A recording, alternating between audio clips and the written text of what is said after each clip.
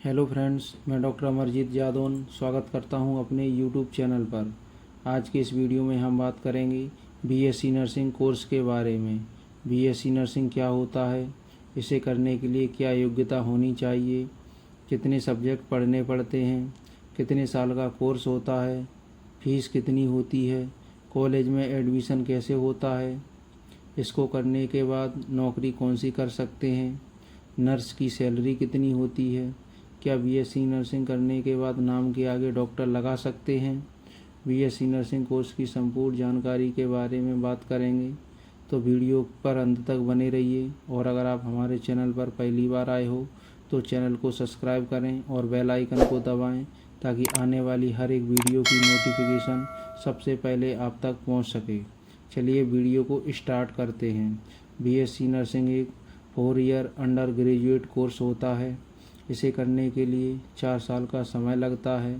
अगर आप इस कोर्स को करना चाहते हैं तो आपको 12th पास होना चाहिए। साथ ही 12th में फिजिक्स, केमिस्ट्री, बायोलॉजी और इंग्लिश सब्जेक्ट होना कंपलसरी है। 12th में 50% अंक होना ज़रूरी है। आपकी आयु 17 से 35 वर्ष के बीच होना चाहिए। अगर आपके पास ये सारी चीज़ें हैं तो आप इस कोर्स के लिए अप्लाई कर सकते हैं। इस कोर्स को लड़का और लड़की दोनों कर सकते हैं। इसे सरकारी तथा प्राइवेट कॉलेज दोनों से किया जा सकता है। बीएससी नर्सिंग का साल में एक बार एग्ज़ाम होता है। इसे हिंदी और इंग्लिश मीडियम दोनों के बच्चे कर सकते हैं। इस कोर्स में एडमिशन लेने के लिए हर राज्य में अलग अलग एंट्रेंस एग्ज़ाम होते हैं, जिसे क्वालिफाई करके गवर्नमेंट तथा प्राइवेट कॉलेज में एडमिशन ले सकते हैं। अगर एंट्रेंस एग्ज़ाम की बात करूं तो इसमें सबसे पहले आता है नीट।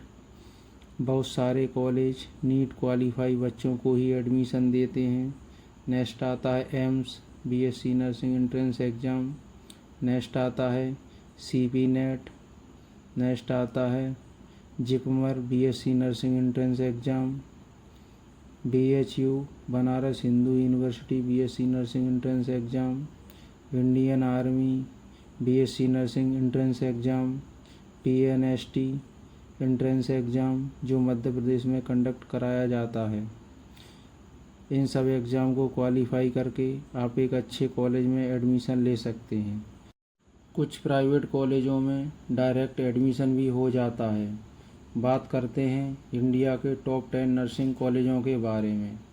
तो फर्स्ट नंबर पे आता है AIIMS, all India institute of medical sciences. Second number पे आता है PGIMER, post graduate institute of medical education and research.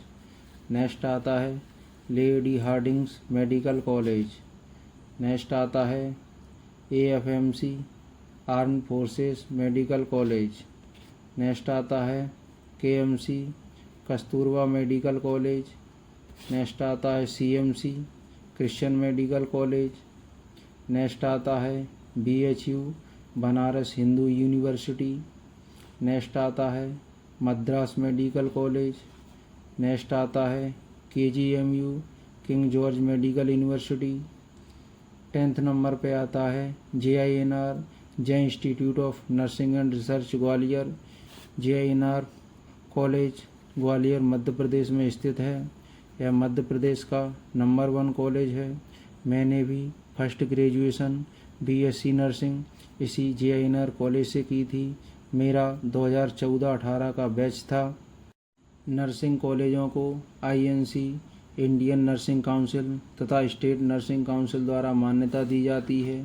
अगर आपको पता करना है कि नर्सिंग कॉलेज फर्जी है या मान्यता प्राप्त, तो आप आईएनसी की ऑफिशियल वेबसाइट पर जाकर कॉलेज का नाम चेक कर सकते हैं।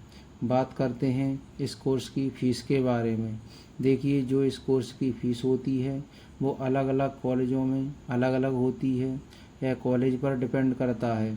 अगर इसके एवरेज फ़ीस की बात करूं तो सरकारी कॉलेजों में 5,000 से 50,000 पर ईयर तक होती है, लेकिन प्राइवेट कॉलेजों में 60,000 से लेकर 1,20,000 पर ईयर तक होती है।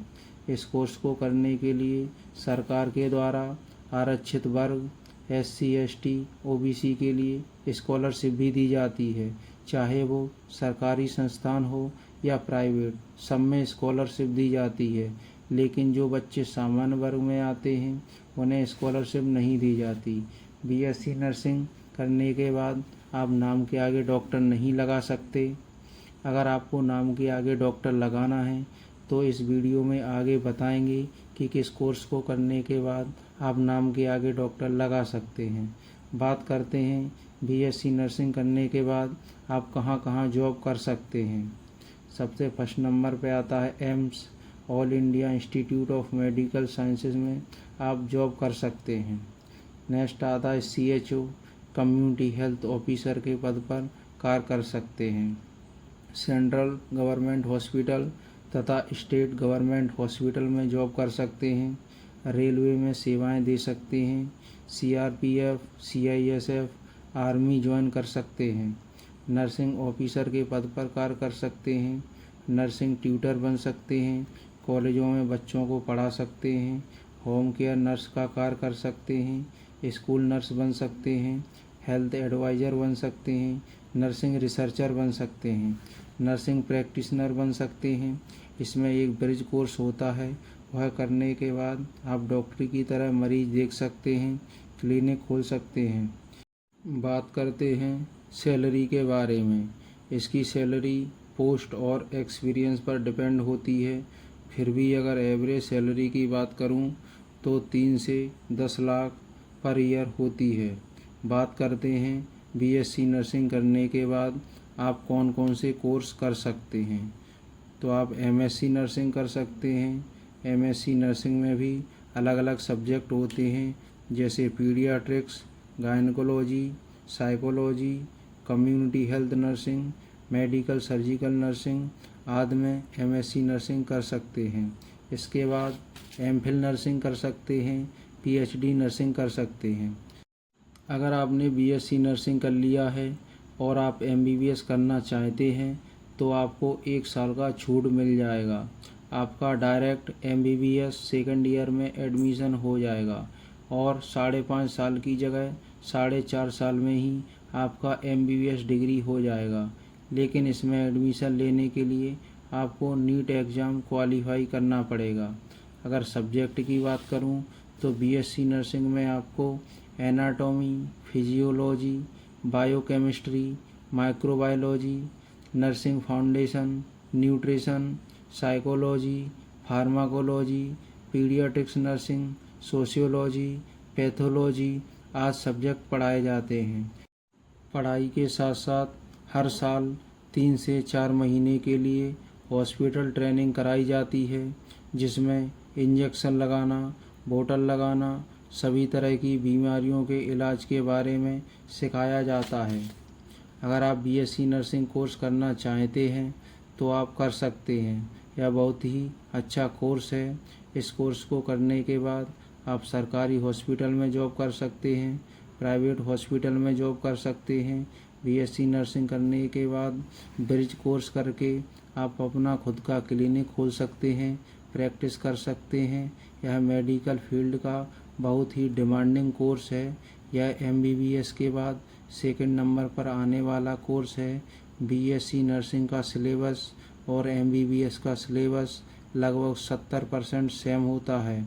मैं उम्मीद करता हूँ आपको सारी जानकारी मिल गई होगी। अगर आपको BSc नर्सिंग से रिलेटेड कोई जानकारी चाहिए तो आप कमेंट बॉक्स में कमेंट कर सकते हैं। तो फ्रेंड्स, आज के लिए बस इतना ही। मिलते हैं अगले वीडियो में। अभी तक आपने हमारे YouTube channel doctor Amarjeet Jadaun को सब्सक्राइब नहीं किया है तो सब्सक्राइब कर लीजिए।